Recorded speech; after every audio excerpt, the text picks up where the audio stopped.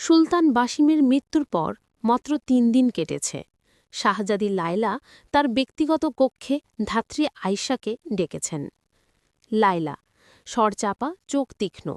আয়শা, তুমি কি নিশ্চিত যে বাবা গত কয়েক সপ্তাহ ধরে অসুস্থ ছিলেন না? তার স্বাস্থ্যরক্ষক আমাকে জানিয়েছেন তিনি একদম সুস্থই ছিলেন। আয়েশা কাপা কণ্ঠে, শাহজাদি, শারীরিকভাবে তিনি সুস্থই ছিলেন, কিন্তু মানসিকভাবে নয়। ৩ সপ্তাহ আগে উজির সাদিক এক নতুন ধরনের শক্তিদায়ী কফি আনা শুরু করেন। সুলতান সেটার ভক্ত হয়ে গিয়েছিলেন, কিন্তু সেই কফি পান করার পর থেকেই তিনি অস্থির থাকতেন। লায়লা, আর অস্থিরতা? তা কিসের জন্য? আয়েশা, লাইব্রেরিতে প্রতি রাতে কফি পান করার পর লাইব্রেরি থেকে একটা ফিসফিসানির শব্দ আসত। প্রথম দিকে সুলতান সেটাকে স্বপ্ন ভাবতেন, কিন্তু দিন দিন শব্দটা স্পষ্ট হতে থাকে। জিন, জিন আমার পুরনো পাপের কথা মনে করিয়ে দিচ্ছে।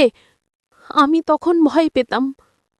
লায়লা টেবিলের ওপর জোরে আঘাত করে, জিন নয় আয়েশা, জিন কফি তৈরি করে না, বা দরবার থেকে শিল সাদিকের অতি ভক্তি। পরের দিন সকালে উজির সাদিক রাজসভায় জিন টানানোর জন্য হুলস্থুল শুরু করলেন। সাদিক নাটকীয়ভাবে হাঁটু গেড়ে বসে, শাহজাদি, লায়লা, আপনার পিতার আত্মার শান্তি নেই। কসরা আল ফাজার জিনদের দখলে। আমাদের এখনই প্রাসাদ ছেড়ে চলে যেতে হবে, অন্যথায় রাজ্যের অমঙ্গল অনিবার্য। লায়লা শান্ত কিন্তু কর্তৃত্বপূর্ণ স্বরে, উজির সাদিক, আপনি আতঙ্ক ছড়াচ্ছেন কেন? আপনিই তো এই প্রাসাদের সবচেয়ে বিশ্বস্ত ব্যক্তি। আমাকে বলুন, গতকাল রাতে কোষাগারের শিলমোহরগুলো কিভাবে উধাও হল? জিন কি তালা ভেঙেছে? সাদিক মাথা নিচু করে, তালা অক্ষত সেও শাহজাদি, জিনরা অদৃশ্যভাবে কাজ করে। আপনি যদি আমাকে রাজ্যের কার্যনির্বাহী ক্ষমতা দেন, আমি পুরোহিতদের ডেকে জিনরে তাড়িয়ে দেব। লায়লা একটু হেসে, কার্যনির্বাহী ক্ষমতা? তার মানে আপনি বলতে চাইছেন জিন তাড়াতে গেলে সিংহাসন লাগে? উজির সাদিক, আপনার ভক্তি আজ অস্বাভাবিক বেশি মনে হচ্ছে। শিলমোহর খুঁজতে যাওয়ার আগে আপনি কফি খাননি চো? সাদিক মুহূর্তে চুপ হয়ে গেল। লায়লার এই তীর্যক প্রশ্ন তাকে বিচলিত করে তুলল। লায়লা সেনাপতি আম্মারকে নিয়ে লাইব্রেরিতে গেলেন। তিনি সুলতানের লুকানো ডায়েরি খুঁজে বের করলেন।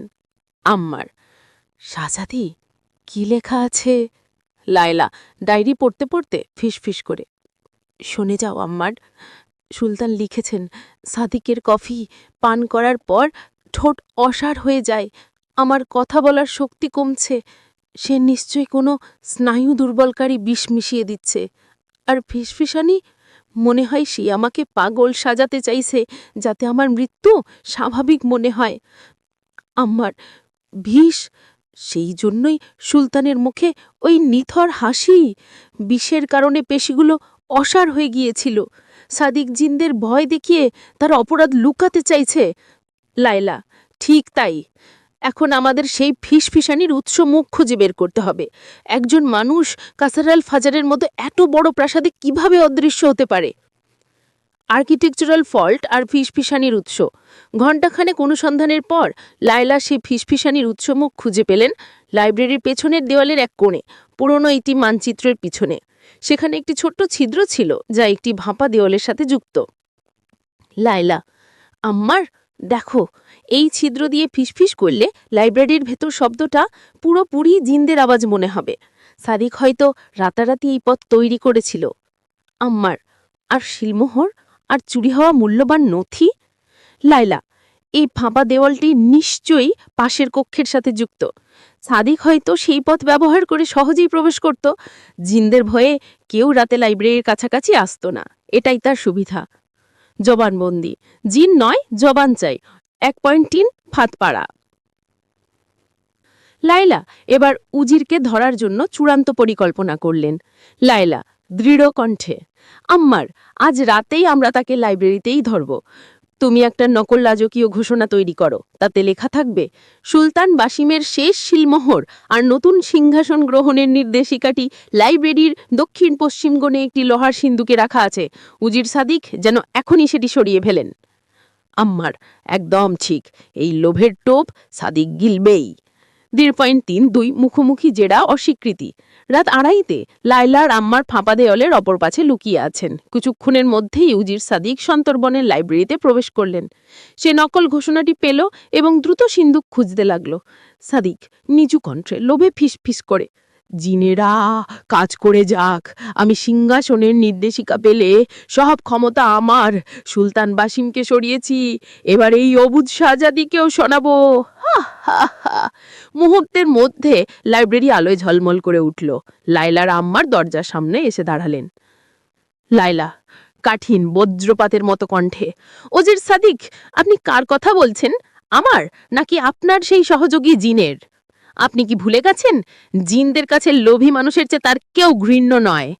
সাদিক আনন্দে জমে গিয়ে, শাহজাদি লায়লা, আপনি, আমি আমি এখানে চিলমোহর রক্ষা করতে। লায়লা, রক্ষা করতে নয়, চুরি করতে। আপনার পকেট দেখুন উজির, সেখানেই আছে চুরি যাওয়া সে শেল মুহূর্তে। আর এই নিন আপনার সেই ফিসফিসানির যন্ত্র। ফাঁপা দেওয়াল, আপনিই ছিলেন কাছার আলফাজারের সেই জিন। আম্মার, উজির, সব প্রমাণ আমাদের হাতে। আপনি সুলতানকে বিষ দিয়েছিলেন, যা স্নায়ু দুর্বল করে এই মৃত্যুকালীন হাসি এনেছিল। স্বীকার করুন। সাদিক তখন মাথা নিচু করে পরাজয় গ্লানিতে ভেঙে পড়ে। হ্যাঁ, আমি দিয়েছিলাম। ক্ষমতা ক্ষমতা আমাকে পাগল করে দিয়েছিল। আমি চেয়েছিলাম জিনদের ভয় দেখিয়ে আপনাকে দুর্বল করে সিংহাসন নিতে, কিন্তু আপনার বুদ্ধি আমাকে পরাজিত করল। শাহজাদি লায়লা আল আখিল তার তীক্ষ্ণ বুদ্ধি ও সাহস দিয়ে শুধুমাত্র তার পিতার খুনিকেই ধরলেন না, বরং রাজ্যের মানুষের মন থেকে জিনদের মিথ্যা ভয় দূর করে যুক্তি ও সত্য প্রতিষ্ঠা করলেন। তিনি মামলুকাহের সিংহাসনে আরোহণ করেন।